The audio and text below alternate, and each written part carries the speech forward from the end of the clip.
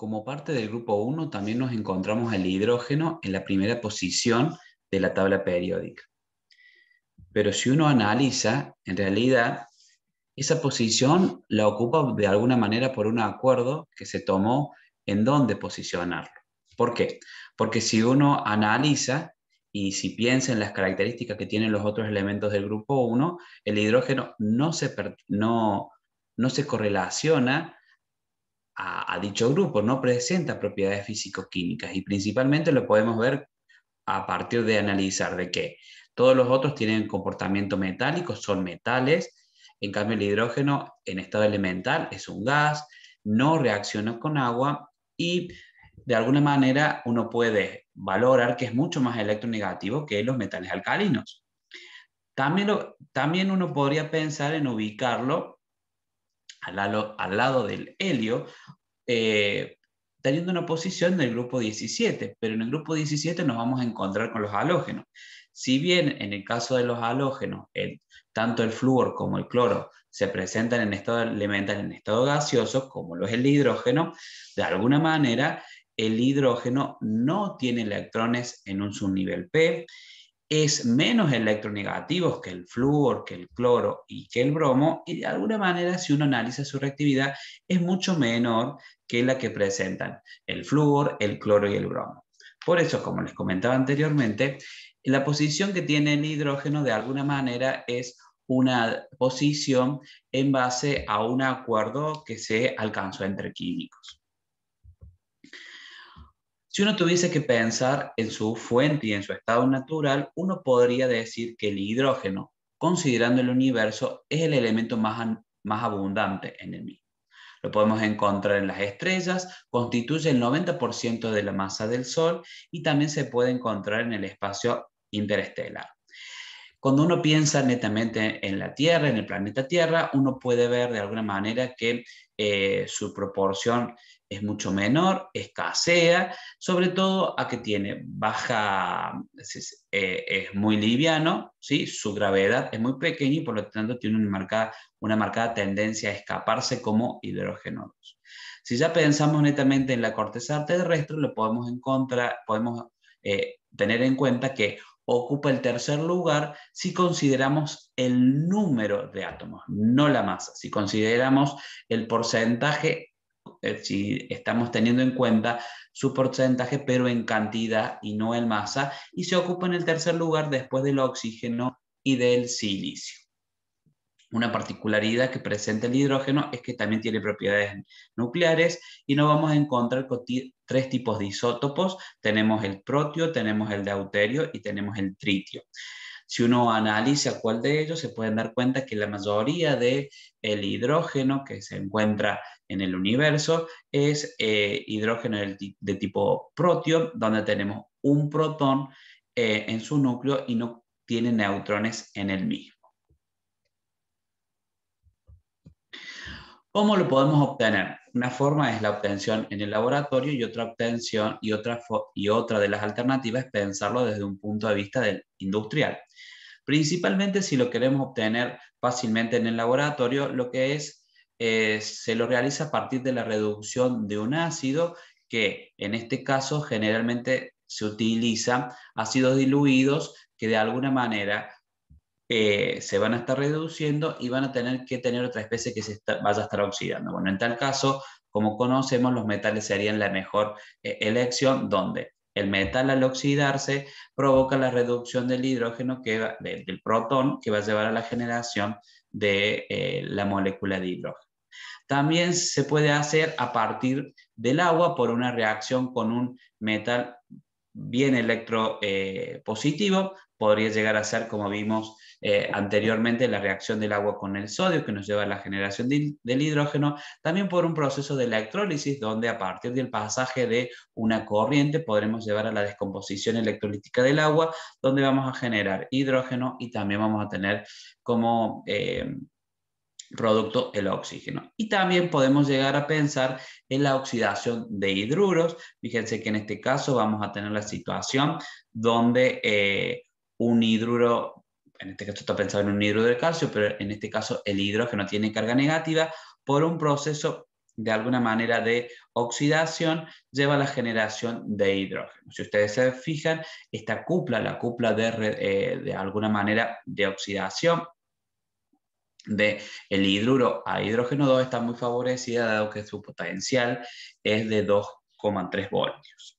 Pero si ahora uno piensa en la producción industrial, hay distintas alternativas para generarlo de manera, en una muy buena proporción y que valga, digamos, si se quiere decir, su aplicación desde el punto de vista industrial. Uno de los procesos más conocidos es lo que se conoce la reformación de hidrógeno. En este caso lo que se hace es una reacción de altas temperaturas de agua con un hidrocarburo, generalmente metano, que se encuentra en el gas natural, y de alguna manera, si ustedes se fijan en este proceso, nosotros obtenemos hidrógeno y bueno, como coproducto también se obtiene el monóxido de carbono. Pero algo que uno tiene que tener presente es que esta reacción de reformación de vapor de alguna manera ocurre a altas temperaturas y es generalmente, al igual que el proceso que vamos a ver a continuación, son procesos que en la actualidad tratan de buscar un reemplazo un poco más verde. También se puede lograr si uno hace pasar vapor de agua, fíjense que a altas temperaturas, 1000 grados, a través de carbón al rojo vivo, ¿sí? En este caso estamos a una alta temperatura, el carbón realmente está de alguna manera lo que se conoce con característica al rojo vivo, y si ustedes se fijan, de alguna manera, de nuevo, esto nos lleva a la generación de hidrógeno y de monóxido de carbono. Lo que uno tiene que tener en cuenta es que en el caso de hacer pasar vapor de agua en estas condiciones sobre carbono, la producción de hidrógeno tiene de menor rendimiento con respecto a la reacción anterior. Y también uno puede llegar a pensar si hacemos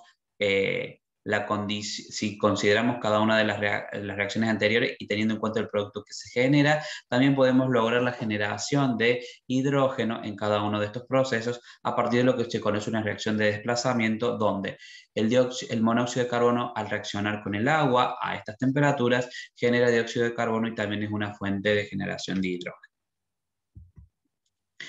¿Cuáles son los usos o cuáles son de alguna manera las demandas que tienen la utilización de hidrógeno y por lo cual se produce desde el punto de vista industrial? Principalmente una de las demandas, el hidrógeno al reaccionar con monóxido de carbono, es la reacción primaria para la generación del metanol. También de alguna manera se utiliza para la reducción de algunos cationes y eso nos lleva a la obtención, si se quiere decir, de metales en estado puro. También es la materia prima para que al reaccionar con nitrógeno 2 nos lleve a la generación de amoníaco, y el amoníaco es un precursor para distintas industrias como la industria de los fertilizantes, también la industria de los plásticos. También se utiliza muchas veces para la hidrogenación de algunas grasas o de algunos, mejor dicho, para la hidrogenación, perdón, de algunos aceites, y de esa manera al saturar, al convertir estos dobles enlaces en simples enlaces por la incorporación del hidrógeno, algunas especies que tienen un determinado comportamiento, una determinada viscosidad, pasan de tener un comportamiento líquido a convertirse en una margarina, por ejemplo, en este caso, y pasar a un estado sólido. Pero en la actualidad también hay un interés con respecto a la utilización del hidrógeno como un combustible, tanto en celdas como también en proyectiles. Si uno analiza al hidrógeno como un posible combustible, siempre la reacción que se lleva es la reacción digamos, una reacción donde de alguna manera el hidrógeno se va a estar oxidando, y la presencia del oxígeno nos va a llevar de alguna manera, si se quiere decir, a la reducción del mismo. ¿Sí? Bueno, en este caso, de alguna manera, lo que uno tiene que valorizar que cuando se utiliza una pila de hidrógeno, los dos componentes que se utilizan son componentes nobles, hidrógeno y oxígeno, y más noble aún el producto que se genera, que es agua. Por lo tanto, hay toda una industria involucrada en utilizar al hidrógeno como fuente de energía. ¿Cuál es el problema que se tiene en la actualidad del hidrógeno como fuente de energía o para utilizarlo como una pila, de alguna manera como una fuente de energía limpia? Bueno, eso es su almacenamiento, y en la actualidad hay como varias líneas donde algunas se dedican netamente a la producción de hidrógeno de una forma más verde y otras se dedican exclusivamente a la generación de distintos tipos de materiales o de soportes para el almacenamiento, y que también ese almacenamiento sea estable y que después eso se pueda transportar, y con la presencia del pasaje de aire, que no es una fuente de oxígeno ambiental, se pueda dar funcionamiento a esta pila de hidrógeno que tiene un potencial que es muy aceptable. ¿Cuáles son las reacciones pensando en la reactividad del hidrógeno? Bueno, algunas características que tenemos que tener es que generalmente el hidrógeno molecular reacciona lentamente con la mayoría de los elementos, y eso se debe a que tiene una alta energía de enlace y también que las reacciones conllevan, si se quiere decir, una alta energía de activación. Entonces, de alguna manera, uno debe necesitar de un proceso para poder poder tratar de mejor dicho, poder saltar estos obstáculos. Eso es lo que quería manifestarle. Uno lo que tiene que pensar es cómo hacer que estas reacciones, donde está involucrado el hidrógeno, sean más rápidas. Entonces, generalmente, eso se basa a partir de la presencia de algún tipo de catálisis. ¿Sí? Entonces, dentro de estas condiciones que se pueden dar, nosotros lo que es más estudiado, lo que está más difundido, es de alguna manera la activación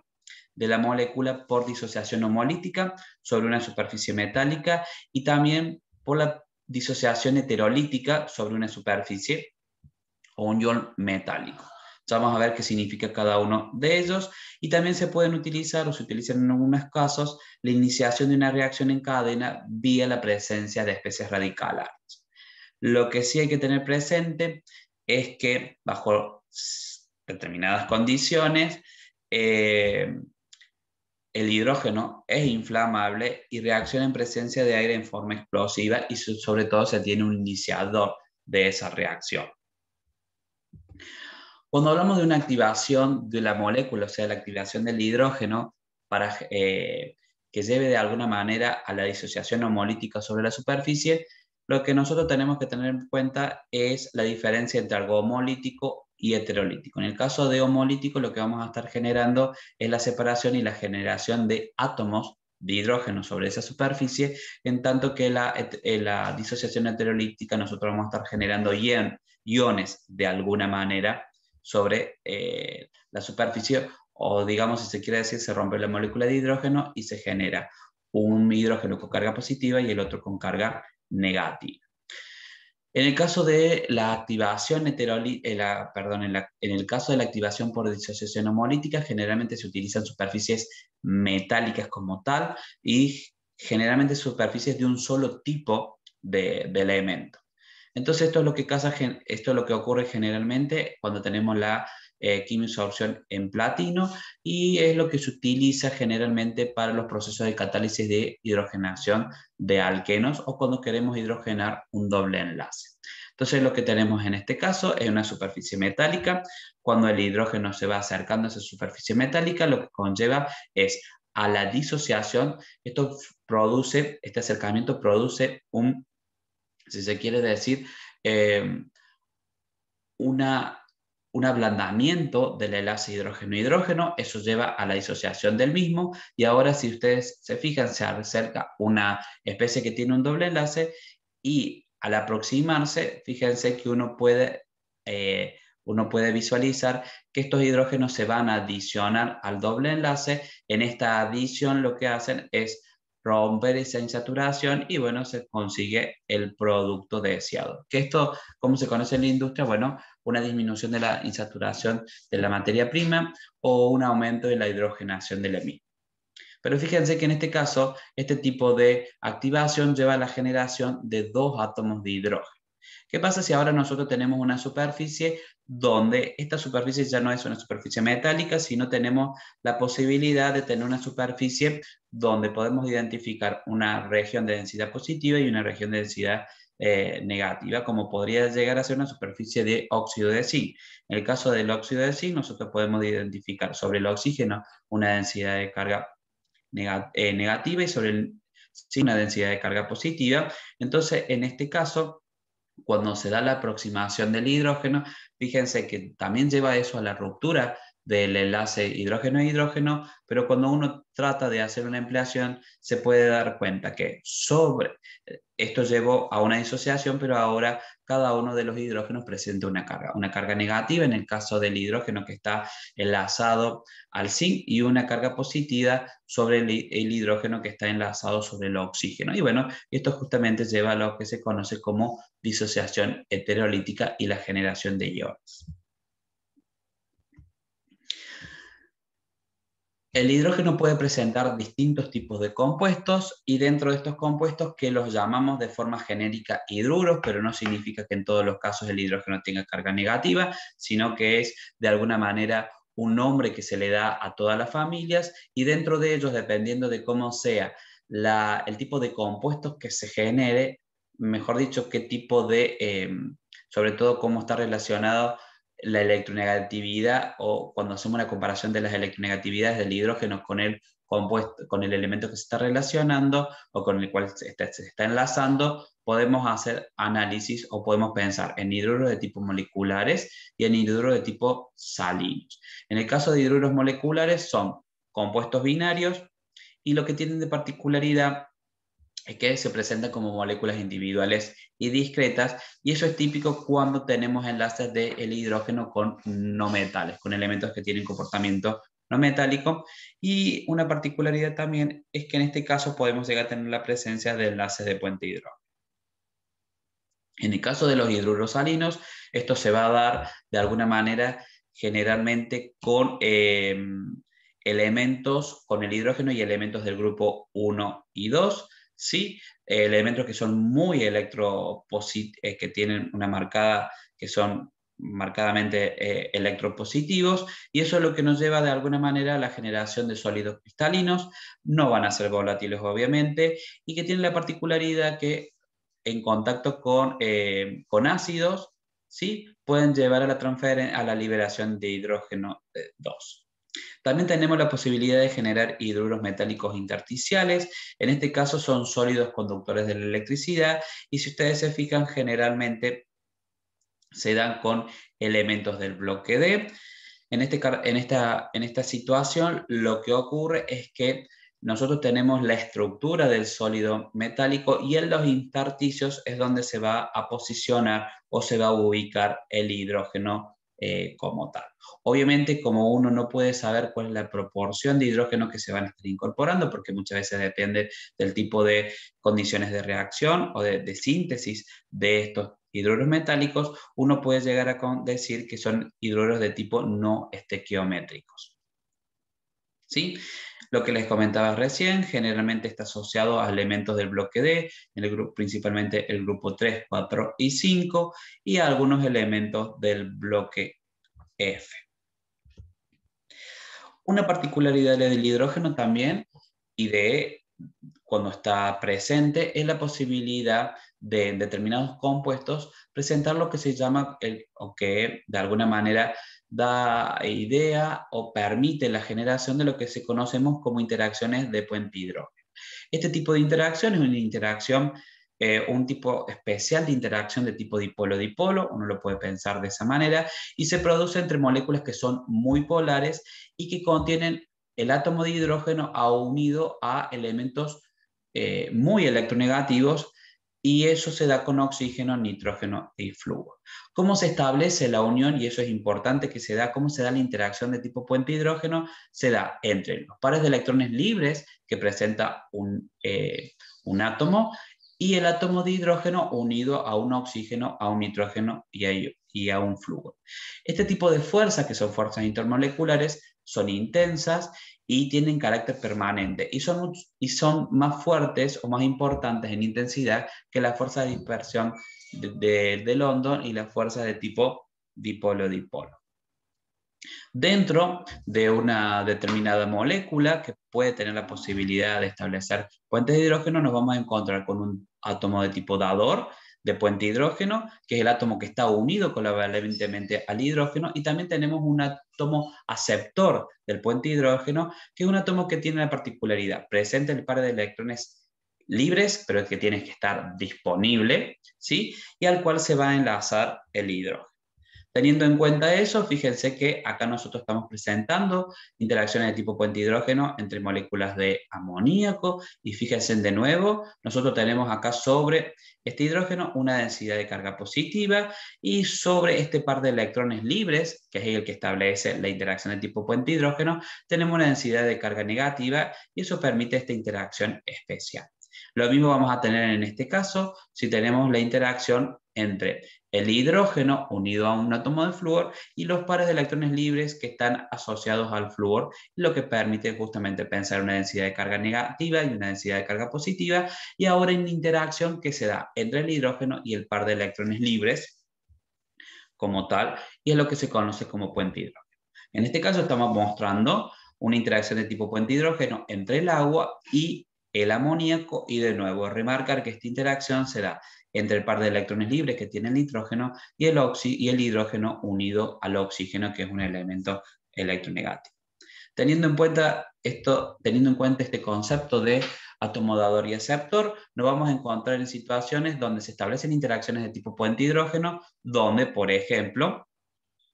tenemos acá un enlace tipo puente hidrógeno entre el alcohol. Fíjense que acá tenemos el hidrógeno reemplazado por un grupo alquilo, que eso nos da la idea de que esto es un alcohol, y también tenemos de alguna manera algunas moléculas de agua. En este caso, bueno, no hay moléculas de agua, sino que son todas de alcohol, pero también podríamos tener estos R reemplazarlos por hidrógeno, y que sería una interacción entre una molécula de alcohol y de agua, y en este caso, este tipo de moléculas tienen la posibilidad de tener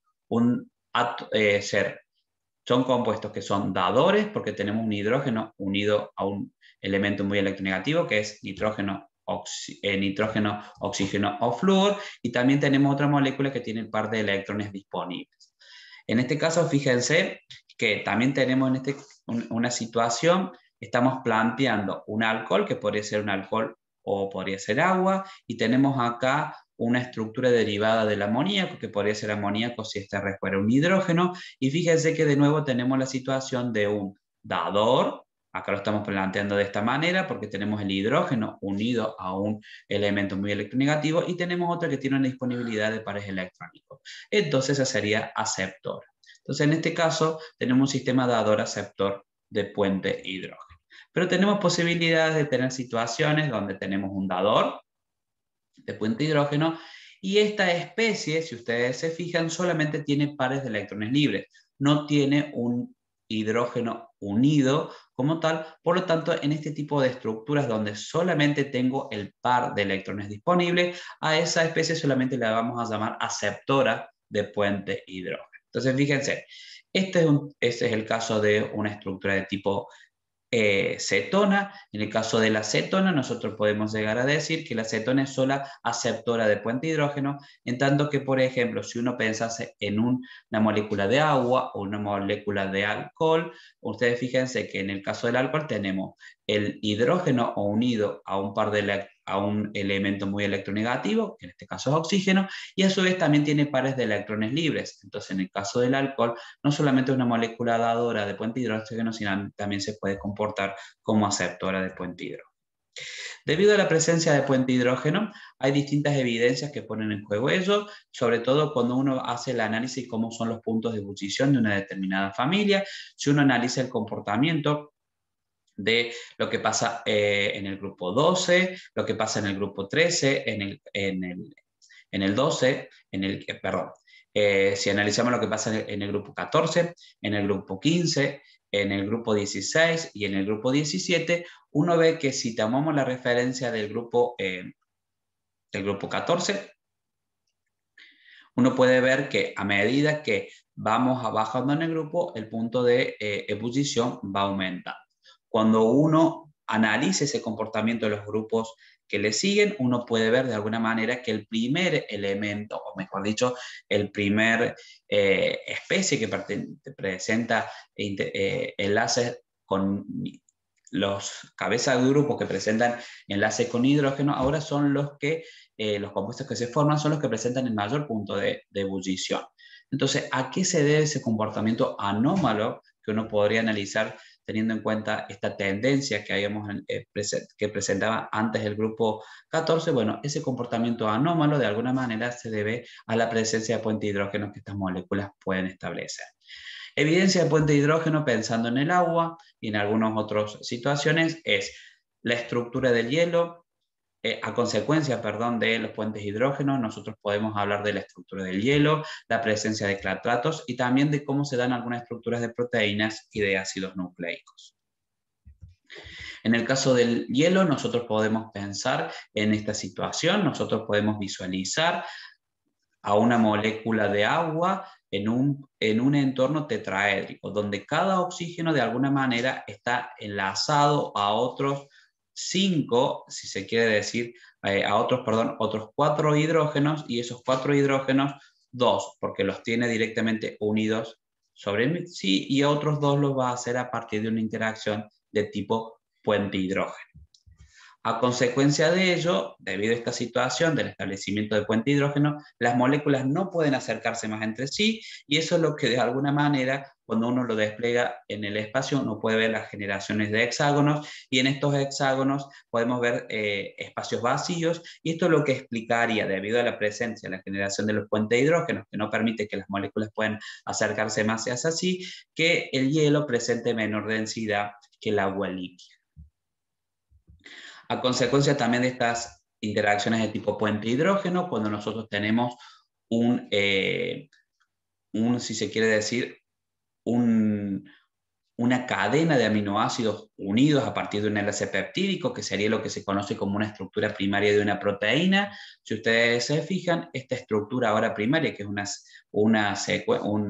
aminoácidos unidos a partir de enlaces de tipo peptídicos, uno puede llevar, dependiendo de cuáles son las estructuras de estos aminoácidos, a que esta estructura primaria se pliegue. Este plegamento puede ser de tipo alfa hélice o puede ser en forma de lámina beta, así se los conoce, ustedes lo verán un poco más adelante, seguramente en biotecnología, pero la estabilidad que se da o la forma que se toman, digamos, de alguna manera lo que es responsable de cada una de estas estructuras es justamente la formación de fuertes hidrógenos de tipo intramolares, se dan dentro de la misma molécula, y esto es lo que permite, fíjese que acá se establecen interacciones de puente hidrógeno hacia el final y hacia el inicio de la espiral, que determina justamente la formación de la hélice, y también en el caso de las láminas, las interacciones intermoleculares entre las láminas determinan justamente esta conformación.